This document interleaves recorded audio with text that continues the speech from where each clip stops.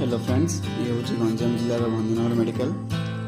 मुझे पपन मुझे आज लॉजिस्टिक काम करे। मोर काम है मुझे ब्लड सैंपल को ब्रह्मपुर लैब को पठाए।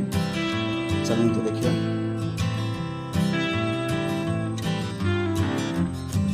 ये हूँ मेडिकल एंटरटा। ये लेफ्ट साइड के आम हेल्थ डेस्क अच्छी और राइट साइड के आम पेशेंट मैंने वेट कर सेट अच्छी। चलो लैब को जावा। ये हूँ आम लैब जो ब्लड आउ यूरिन वगैरह टेस्ट हुए। बाकी किसी सैंपल को आम ब्रह्मपुर लैब पठाऊ टेस्टिंग में।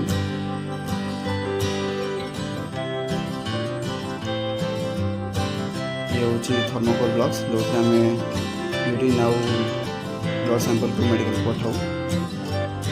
ये हूँ आम टेस्टिंग पॉइंट जो आम ब्लड कलेक्शन करूँ।